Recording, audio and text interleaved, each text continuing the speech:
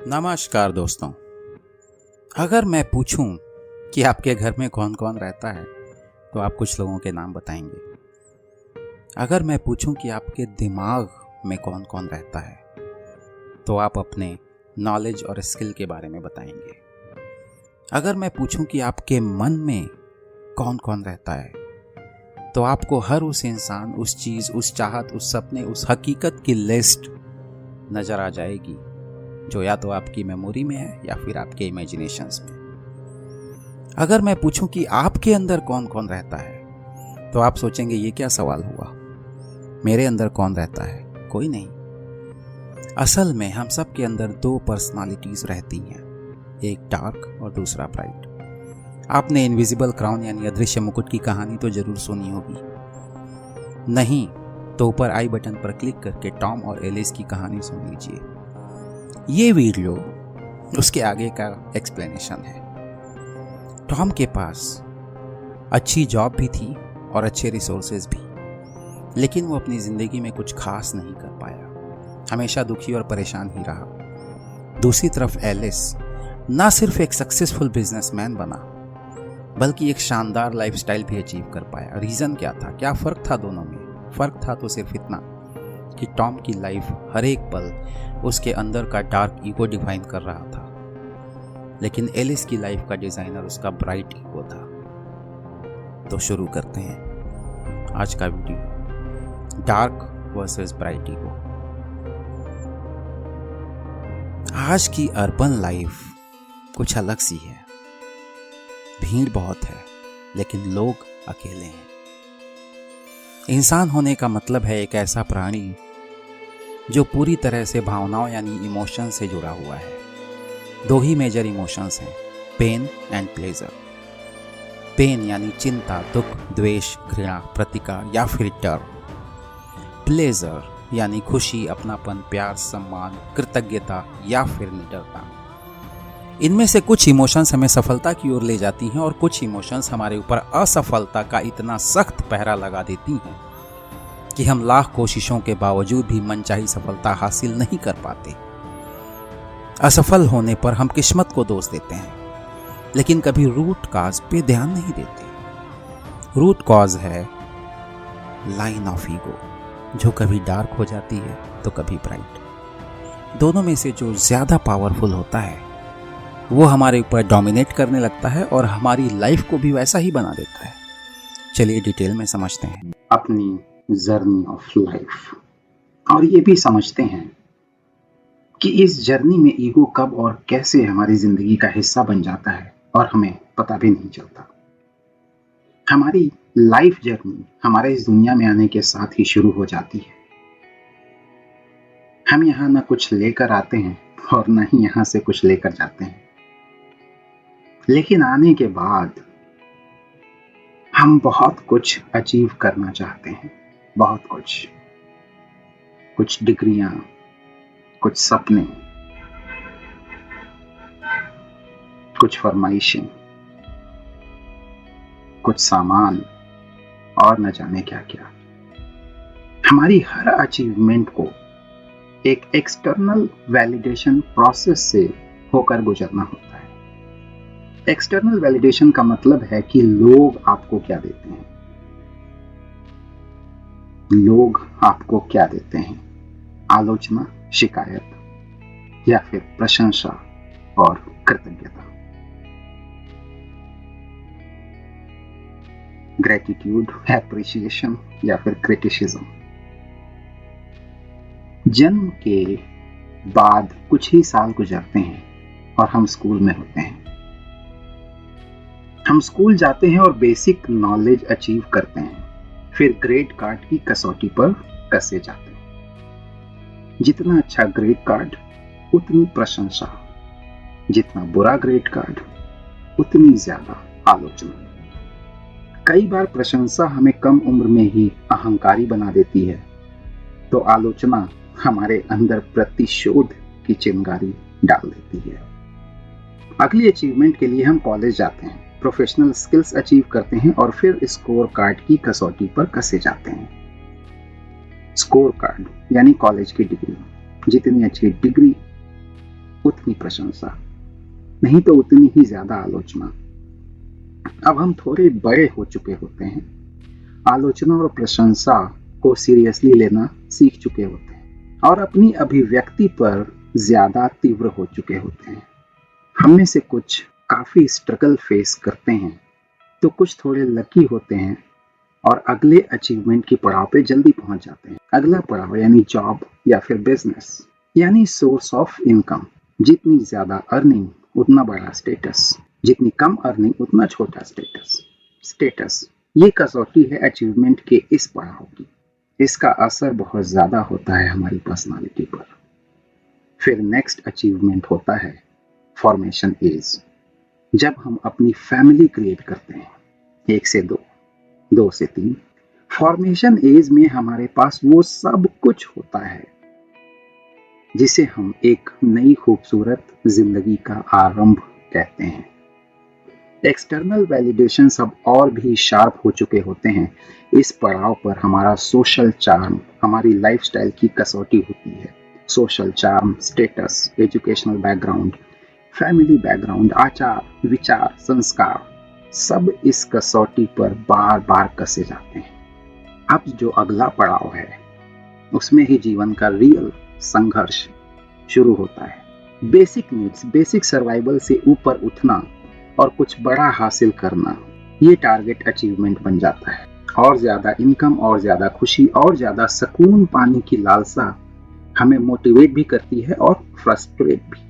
कई बार और ज्यादा पाने की चाहत न सिर्फ हमारी मौजूदा खुशी को छीन लेती है, बल्कि हमारी लाइफ से बेसिक सुख शांति को भी खत्म कर देती है, जिससे हमने बड़ी मुश्किलों के बाद पाया था जीवन के पिछले पड़ाव में। फिर तो नहीं हम हंसना और कोशिश करना भूल जाते हैं, बल्कि चिंता और अवसाद में भी डूब जाते हैं। क्यों? क्योंकि स्कूल, कॉलेज, जॉब और फैमिली फॉर्मेशन के सारे पड़ाव हमारे अंदर कुछ न कुछ असर छोड़ जाते हैं। वो असर अब मुखर होकर सामने आता है हमारी दिनचर्या में, हमारी सोच में, हमारी समझ में, हमारी आदतों में, यहां तक कि हमारी भाषा में भी। क्या है वो असर? असल में हमें एक्सटर्नल वैलिडेशंस की आदत पड़ चुकी होती है। हमें प्रशंसा की भूख सताती है। आलोचना हमारे अंदर छिपे प्रतिशोध की चिंगारी को भड़काती है। लाइफ के इस स्टेज का सबसे बड़ा सच ये है कि हमें प्रशंसा बहुत कम या बिल्कुल नहीं मिलती, लेकिन आलोचनाओं का तो जैसे अंबार लगा होता है। लोग, वही लोग जो अपने हैं, अपने आसपास हैं, उनमें से ज्यादातर आपसे बहुत कुछ एक्सपेक्ट करते हैं और वही आपके आलोचक भी होते हैं। आदतन हम अपनी सक्सेस और खुशी के लिए एक्सटर्नल वैलिडेशन की तलाश में लगे रहते हैं। अपने लिए प्रशंसा, सम्मान और प्रतिष्ठा की उम्मीद हम दूसरों से लगाए बैठे रहते हैं। उम्मीद, ये उम्मीद हमसे हमारी आजादी छीन लेती है और हम इमोशंस के टग ऑफ वॉर में उलझ कर रह जाते हैं। इमोशंस के टग ऑफ वॉर में उलझ के रह जाते हैं। हमारी इमोशंस का आकार बड़ा होता जाता है, इतना बड़ा कि हमारी बुद्धि, हमारी इंटेलिजेंस को भी बड़ी आसानी से पार कर जाता है। भावनाओं की तीव्रता इतनी प्रबल हो जाती है कि हमारी सोच को कहीं और ही बहा ले जाती है, वहीं जहां हमारे डार्क ईगो का साम्राज्य चलता है। और फिर हमारी जिंदगी का कंट्रोल चला जाता है हमारे ही डार्क ईगो के हाथों में।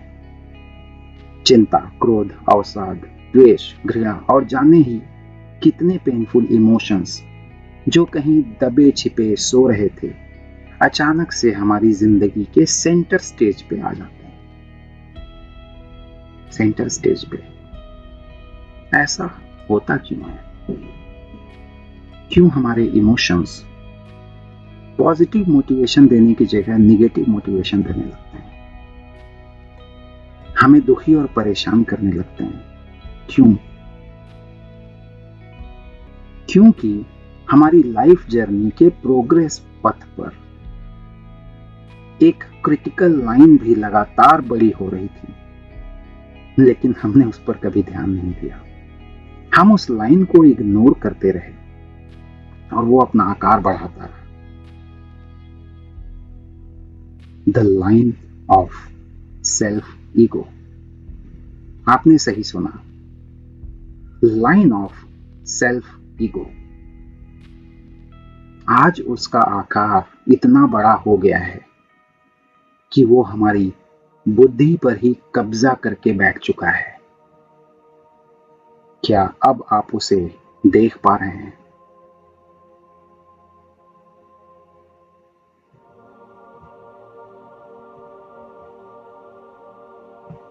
हमारी लाइफ में आज जो इतना सारा स्ट्रेस और एंजाइटी है, उसकी वजह सिर्फ एक ही है,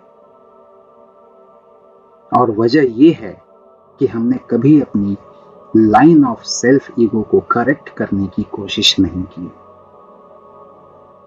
करेक्ट करना तो दूर की बात है, उसे पहचानने की भी कोशिश नहीं की। लाइन ऑफ ईगो यानी कि इंटेंस इमोशंस की एक गहरी लकीर जो हमारे दिलो दिमाग पर बहुत अंदर तक एम्बॉस्ड है। वो इमोशंस जो हमारी सोच और समझ को उत्प्रेरित करते हैं, हमारे मूड और व्यवहार को संचालित करते हैं, वही इमोशंस लाइन ऑफ ईगो की गहराइयों में दबे हुए हैं। तो सिचुएशन ये है कि आज हमारी सक्सेस और खुशी दोनों ही एक्सटर्नल वैलिडेशंस के अधीन है, और हमारे इमोशंस हमारे सेल्फ ईगो के अधीन है। हमारी सक्सेस और खुशी दोनों ही एक्सटर्नल वैलिडेशंस के अधीन हैं, और हमारे इमोशंस हमारे सेल्फ ईगो के अधीन है। अगर हमें एक्सटर्नल वैलिडेशन और रिकॉग्निशन ना मिले तो हम खुश नहीं हो पाते। हम भले ही खुद को कितना ही अच्छा समझते हों, लेकिन हमारे एक्सप्रेशंस हमारे सेल्फ ईगो से स्वतंत्र नहीं हो पाते। रिजल्ट, हमारा व्यवहार अक्सर लोगों को अच्छा नहीं लगता, तो फिर वो भी हमारी प्रशंसा नहीं करते, बल्कि आलोचना करते हैं। इससे हमारा सेल्फ ईगो हर्ट होता है, लोग हमें बुरे लगने लगते हैं और हम भी रूखे हो जाते हैं। हम लोगों को परखने में लग जाते हैं और भूल जाते हैं कि रिश्ते लोगों को परखने से नहीं बल्कि समझने से बनते और निभते हैं। हम में से ज्यादातर लोगों की लाइफ में जो इमोशनल और साइकोलॉजिकल पेन है, वो हमारे सेल्फ ईगो और एक्सटर्नल वैलिडेशन के बीच चल रहे संघर्ष का ही परिणाम है। स्ट्रेस, एंजाइटी, सैडनेस, गुस्सा, डिप्रेशन, दुश्मनी, ये सब नेगेटिव भावनाएं सेल्फ ईगो और एक्सटर्नल वैलिडेशन के टकराव से ही जन्म लेती हैं और हमारे ही सक्सेस और हैप्पीनेस की राह का सबसे बड़ा रोड़ा बन जाती हैं। तो फिर करें क्या? ये गहरा सवाल है। एक बार ध्यान से सोचिए, क्या हम अपने लिए अपने आसपास चल रहे एक्सटर्नल वैलिडेशंस को रोक सकते हैं? क्या हम सबको मजबूर कर सकते हैं कि वो सिर्फ हमारी तारीफ करते रहें, कभी हमें बुरा ना कहें? पॉसिबल नहीं है। जहां ह्यूमन लाइफ है, ह्यूमन नेचर है, वहां मतभेदों का होना स्वाभाविक है। हम एक्सटर्नल वैलिडेशन को नहीं रोक सकते, लेकिन उसके प्रभाव को जरूर रोक सकते हैं। हम एक्सटर्नल वैलिडेशन को नहीं रोक सकते, लेकिन उसके प्रभाव को जरूर रोक सकते हैं। कैसे? अगर आप ठान लें तो बहुत ही आसान है, क्योंकि हमारी इच्छा शक्ति से बड़ा कुछ भी नहीं होता है। अगर हमारी इच्छा शक्ति में दम है अपने सम्मान को वापस पाने की, तो उसे आपके अपने डार्क ईगो को हराने में आपका साथ देना ही पड़ेगा, और कोई रास्ता है ही नहीं, और कोई रास्ता है ही नहीं। Don't take external validation as a brutal criticism that can agonize your ego. लोग क्या कहते हैं उसको झट से दिल पर मत लो। मतलब अगर कोई आपकी आलोचना कर दे तो आप उस आलोचना को अपने ईगो की आग भड़काने का साधन मत बनने दो। हाँ, मत बनने दो, नहीं तो क्रोध आपकी बुद्धि को खा जाएगा। Also don't take external validation as an everlasting hype of appreciation that can override your self ego. मतलब दूसरी तरफ अगर कोई आपकी तारीफ कर दे, प्रशंसा कर दे, तो उस प्रशंसा को इतना सीरियसली मत ले लो कि आपका सेल्फ ईगो फूल कर कुप्पा हो जाए, कहीं इतना ऊंचा ना उड़ने लग जाए कि घमंड का साथ पकड़े। क्रोध और घमंड दोनों ही खतरनाक हैं, आप तो जानते ही हैं, बस याद रखना जरूरी है। एक्सटर्नल वैलिडेशन एक सोर्स ऑफ फीडबैक है, लोगों के अपने नजरिए से निकले हुए विचार हैं हमारे बारे में, बस और कुछ नहीं। कुछ तो लोग कहेंगे, लोगों का काम है कहना। सबको अपने विचार व्यक्त करने की आजादी है, सबको अपने विचार व्यक्त करने की आजादी है, लेकिन क्या हो अगर वो विचार हमें पसंद ना आए, अच्छे ना लगे या फिर बुरे लगे, कैसे भी लगे, हमें बस इतना याद रखना है कि क्रोध और घमंड दोनों ही खतरनाक हैं, दूसरों के लिए बाद में, लेकिन अपने लिए पहले। ये दोनों इमोशंस ना सिर्फ हमारे डार्क ईगो को बड़ा और बड़ा बनाते हैं, बल्कि हमारी सद्बुद्धि को भी तबाह कर देते हैं। हर एक्सटर्नल वैलिडेशन ईगो पर लेने की जगह हमें उसका सही उपयोग करना सीख लेना चाहिए। हमें अपने सेल्फ ईगो को रीडिस्कवर करने और फिर करेक्ट करने के मिशन पर लग जाना चाहिए, क्योंकि गुमराह ईगो सिर्फ तकलीफ देता है। लाइफ की 90% प्रॉब्लम्स की जड़ में वही होता है, हमेशा, हर बार, हमेशा, हर बार।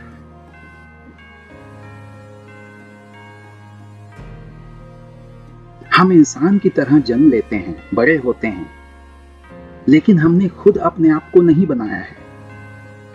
ठीक उसी तरह अपने सेल्फ ईगो को भी हमने खुद नहीं बनाया है, ये तो बस बनता गया यूं ही उम्र के साथ, बढ़ता चला गया यूं ही बेबाक। आज मौका है हमारे पास, मौका है हमारे पास, हमारे पास चॉइस है, हमारे पास चॉइस है अपने बेडौल होते शरीर को चुस्त दुरुस्त करने का। हमारे पास चॉइस है अपने बेडौल होते सेल्फ ईगो को भी चुस्त दुरुस्त करने का, उसे सही दिशा और सही आकार देने का, उसे डार्क से ब्राइट बनाने का, जिंदगी के फिनिश लाइन तक पहुंचने से पहले अपनी अच्छाइयों को प्रूव करने का। हमारे पास चॉइस है इस दुनिया में अपने कदमों के ऐसे निशान छोड़ जाने का कि जब भी लोग हमें याद करें, अपने दिल की गहराइयों से हमें ससम्मान प्रणाम करें। हाँ, हमारे पास चॉइस है, हमारे पास चॉइस है to leave something as a remarkable footprint of our existence in this world.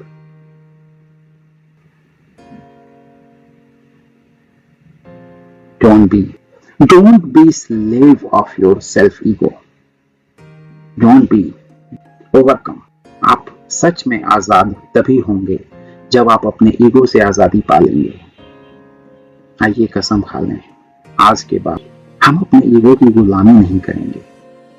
अगर हम अपने शरीर को फिट नहीं रखते हैं तो हमें बीमारियों को भुगतना पड़ता है, लेकिन अगर हम अपने सेल्फ ईगो को करेक्ट नहीं करते हैं तो हमें पूरी जिंदगी को ही भुगतना पड़ता है, हमें पूरी जिंदगी को ही भुगतना पड़ता है। ये सच है। आपने भी इस सच को महसूस तो किया ही होगा, है ना?